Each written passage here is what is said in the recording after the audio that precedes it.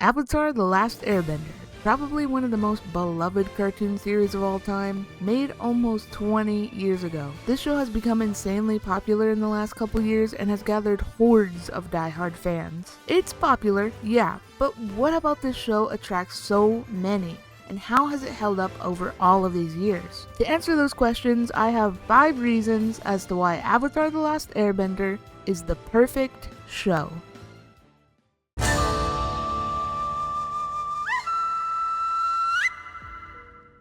From the moment we start the first episode until the last minute of the finale, the audience is introduced and then completely immersed in an entirely new and unique world. The title sequence gives us a brief introduction, but then we're just thrown straight into it. At this point, all we know is that fire equals bad and the avatar is missing, but not much else. Throughout the show, though, we are constantly seeing new towns and learning about the people that live in them. The world in which this show takes place isn't just a background painting. Every little village has as much significance as the next. This is one aspect that makes Avatar such a great show, because it's not just flashy animations and sick fight scenes.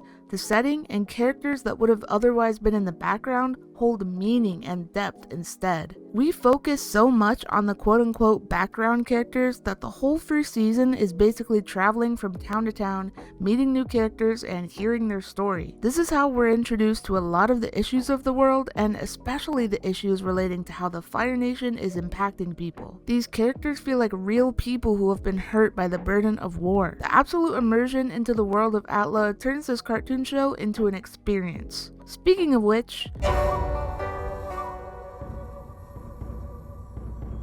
I talked about how the viewer is basically thrown into the ATLA world just a minute ago, but this isn't a bad thing at all.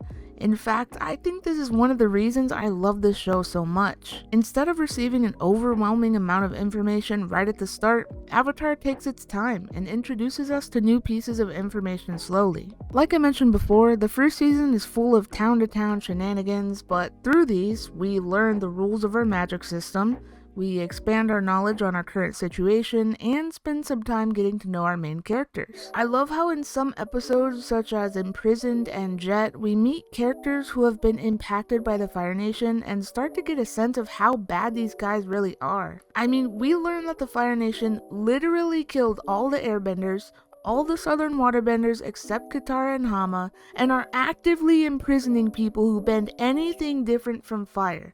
And this is within the first few episodes. Avatar clearly masters the show don't tell philosophy. We don't need someone telling us that the Fire Nation is bad. We can see that through character interactions and masterful writing. We definitely don't need Gran doing whatever this was.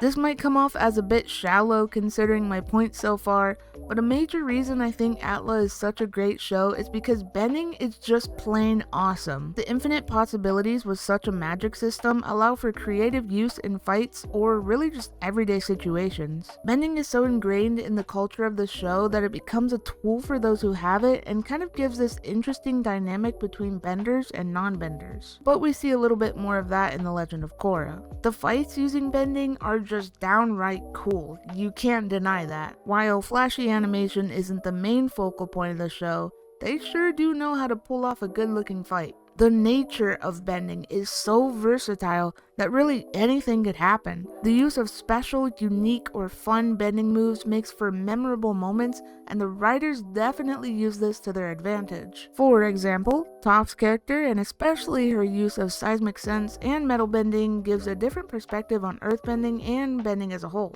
But it makes complete sense that these things would be possible. If you think of ATLA like a puzzle, bending would make up a large piece right in the middle. It fits perfectly and just makes sense.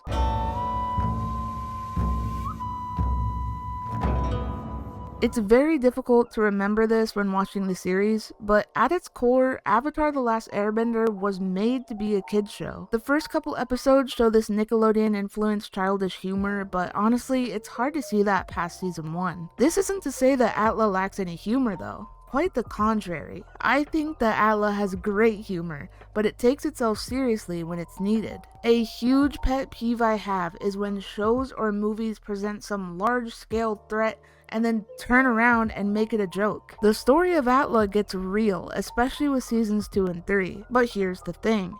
The gang often quips or jokes in dangerous situations, but I feel that humor is so precise to each situation that it never really engulfs the urgency or disrupts the story in any way. One example that comes to mind is in Season 3, Episode 7, titled The Runaway. As Aang and Sokka try to find Katara and Toph, who have been in prison, they're cut off by, as they call him, Sparky Sparky Boom Man. We then get this small interaction. Sokka, watch out! Ah! It's Sparky Sparky Boom Man! You know, I'm starting to think that name doesn't quite fit. Instead of playing the threat as a joke, we get a quick funny commentary on the current situation, which subtly adds some charm and characterization. This type of interaction happens very often throughout the show, and it just goes to show how clever the writing is. It also shows that comedy doesn't kill a show. The wrong type of comedy does. My final reason as to why I believe Avatar: The Last Airbender is the perfect show regards the time limit in which it sets for itself. In Season 1, Episode 8, titled The Winter Solstice Part 2, Avatar Roku, Roku explains to Aang that Sozin's comet is returning, and if Aang doesn't defeat Fire Lord Ozai by that point, the world is basically doomed. That information hits the viewer like a smack in the face. We don't have a clue what Aang is going to do, and neither does he. This creates not only a time limit, but intrigue, as the viewer obviously wants to see how this will pan out. The time limit is fascinating because it makes every episode count from here on out. We can't just pop on over to Kyoshi Island to ride big fish anymore. The Fire Nation stands as a massive threat, and we have to get things going. Having this time limit definitely increases the stakes and makes for such an interesting curveball early on in the season. Of course, after this episode, the gang does do some more meandering, but having this thought in the back of your mind definitely changes the viewing experience from here on out. Like, these guys are legit browsing in a marketplace in the following episode, and you're just thinking, you're on the clock, Aang, come on, let's get some water flowing here, what are you doing?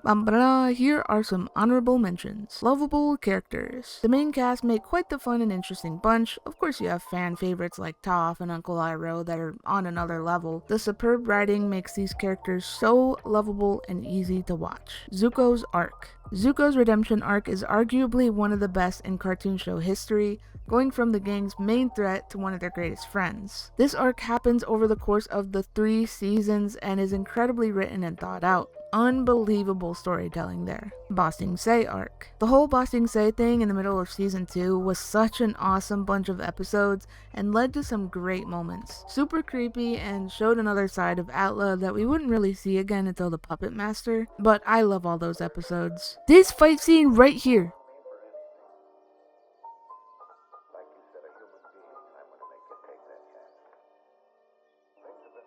I don't care who you are, that's a masterpiece. Those are my top 5 reasons as to why Avatar: The Last Airbender is the perfect cartoon show. Each of these elements alone would be great in a show, but the fact that Avatar manages to combine them all into one masterpiece, incredible. But that's the end of the video. If you enjoyed it, make sure to leave a like and subscribe for more videos like this. Thank you to my members, Sleepy and Vladimir. To become a member, click the join button next to my name or the link in the description. Thank you so much for watching, and I'll see you in the next one. Bye!